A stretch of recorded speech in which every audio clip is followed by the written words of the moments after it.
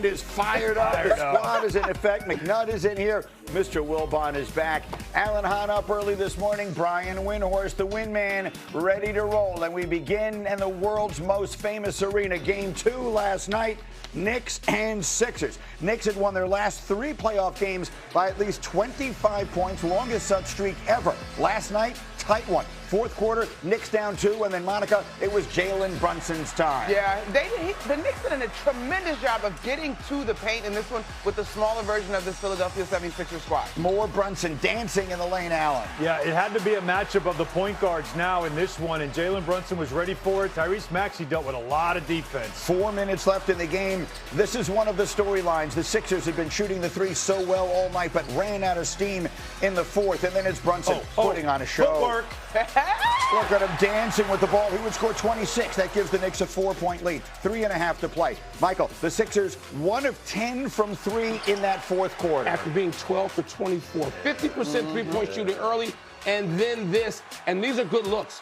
Open. The Knicks can play stifling defense.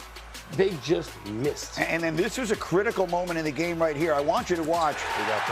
That's a kick out and a knock down a 3 there. But watch OG Anunoby right there. We have the spot shadow. He normally dunks this easily. Little quick hop there, and it's obviously bothering him there. Injures the leg, running back up the floor. You can see him limping, gestures to the bench, takes himself out, leaves and doesn't return. Update coming in a minute. Meanwhile, Tyrese Maxey takes it to the hole. He would score 26. They cut it to 5. 30 seconds left. 5-point game. Not exactly sure why Paul George hoists this one. Yeah.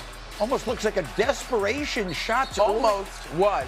Was it? And it was not, the shot clock was Way not too running much down. time. It's late in the game, but one way or another, that was sort of their last breath. And so the Knicks hold on, and they win one that was good to the last drop. The Knicks have now won 5 straight playoff games, tied for their second longest playoff win streak ever. Their longest since winning 6 in a row in '99. They went to the finals that year. New York now minus 1,000 to win the series after taking the 2-0 series lead. And let's start with what we know about OG Anunoby, because that feels like the most important piece of this storyline here. I mentioned in the open, the team that wins may wind up being the loser in all of this. You guys are there. Do we know anything about what to expect as far as the injury on Anunoby? After the game, Mike Brown said that there was no update at all about him, that they were still waiting to get, like, medical's got to go through what they go through with him. And so right now it remains the same. There's nothing new about OG Anunoby's situation. It is something to keep an eye on, though, for Game 3. This is a guy that, while we talk about Towns and Brunson, he's shooting 61% from the field in the playoffs and 53 from three-point range. He's as critical to their success as anybody else they have on this team. He scored 24 points last night and was his usual dominant self before leaving. And look, I'm not a doctor. I don't know anything. That looks like the way he's moving looks like players do when they have something with their hamstring. And we've seen that be so prevalent. He's had problems with it in the past. We've seen it so much in the playoffs when these guys are playing long minutes. And he played long minutes again last night. Yeah, and I think what you mentioned, Greeny, in terms of the history is probably the thing that is most alarming. Knicks fans are all too familiar with him not being quite right late into the postseason. Hopefully, though, and this is where it's going to be interesting, the schedule is important for both of these teams. Hopefully, though, the Knicks can create enough distance in this one that he has ample time to get back on the right track. Well, that's why winning that game from a Knick perspective was so critical last night. Gives you the cushion so that if he's unavailable, you can be cautious with him, whatever it is. So, Wendy, that's that piece of it. The Anunoby injury feels like a huge piece of it. Now let's go bigger picture. The series is 2-0 Knicks. What's your number one take? Well, this is now going to be a series that is really going to depend on who's available, because Joel Embiid, a late scratch for this game. And while the Sixers played very well and defensively they were able to do some things against the Knicks that they wouldn't have been able to do if Joel was out there.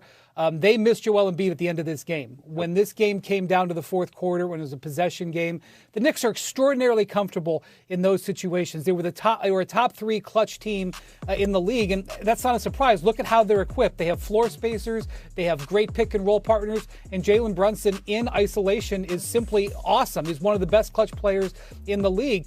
But Philly didn't have that big man to throw it to. Yes, you rely on some three-point shooting, and sometimes you go cold, but this game would have had a completely different look if Philly had Joel Embiid to throw it to. And quite frankly, OG Anunoby is maybe, if not the best two-way player left in the playoffs, one of the best two-way players left in the playoffs, and his availability going forward is key. So the Knicks have a cushion here, but the injury reports coming out ahead of Game 3 will be vital.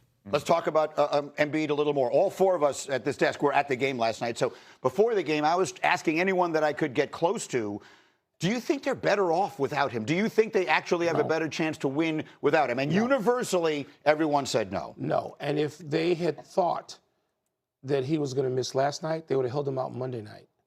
They would have held him out Game 1. Yep. It wasn't really strongly considered because he wanted to play.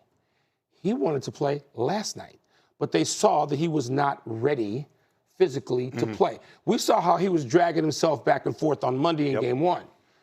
And so by the time you see that, though, it's too late.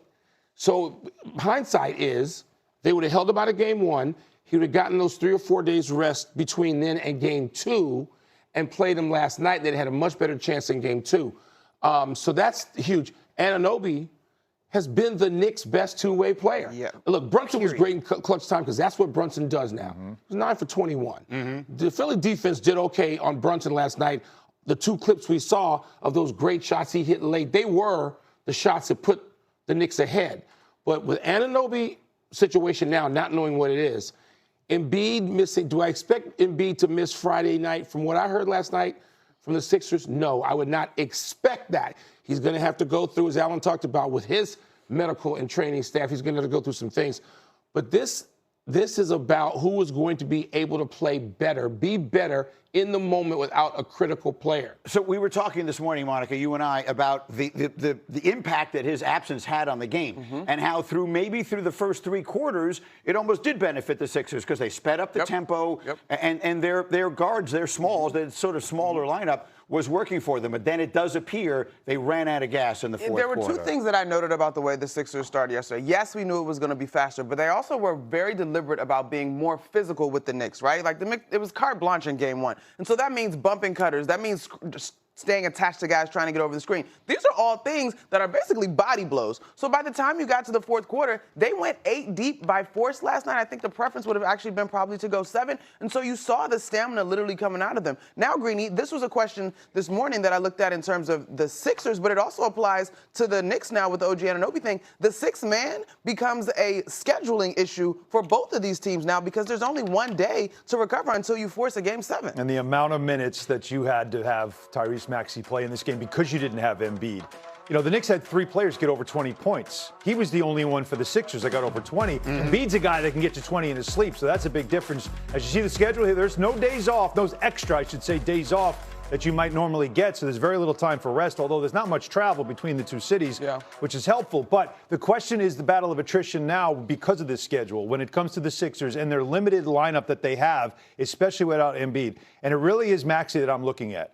Because the Knicks defense last night, they were trapping him. Mikal Bridges did a fantastic job on him. Think about this. In the Boston series, Maxey was not turning the ball over at all, averaging under 2 turnovers a game for a guy that has the ball in his hands a ton. In 2 games so far in this series, 10 turnovers. He had 6 last night, and a lot of it was because of the force that the Knicks played with in getting the ball out of his hands, forcing him to be a passer. And when you don't have that extra option of that big guy that can draw fouls, that can draw a lot of energy and attention, I think it makes the game a lot harder when you're playing 47 minutes. I think that note on the screen is a fascinating one. I want you to take this in for a moment. Tyrese Maxey played all but 1 minute and 12 seconds of this game. During those 1 minute and 12 seconds, they were outscored by the margin of which the game finished. He had a plus minus of 0. So when he was on the floor, the game was exactly even. During the minute and 12 he didn't play, they were outscored by 6 points, and that's the difference. And his efficiency was going down late, too, even though he said a 0. Because, as Monica mentioned, look, the Sixers played 4 of their 5 starters, played more than 40 minutes. Yes. Yep. Against, on the road, against that bump and grind defense. And so that took a toll, and Maxey was not Maxey nor Paul George. Look, just if we could graph, particularly offensively, what they did from beginning to end, it was straight down. Literally, the arc of the 3-point line tells the story. That's it. The 1 for 10 you talked about in the fourth quarter, Greeny, Maxey, Edgecombe, and Paul George, 0 for 8 combined.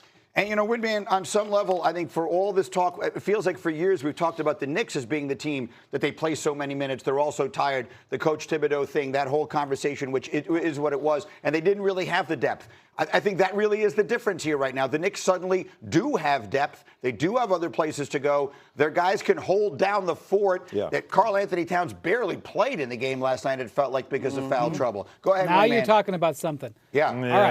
All right. So the Knicks are ahead 2-0. But I don't know how long OG Anunoby is going to be out. Almost certainly he's going to get into an MRI machine today, and they're going to see what's going on in there.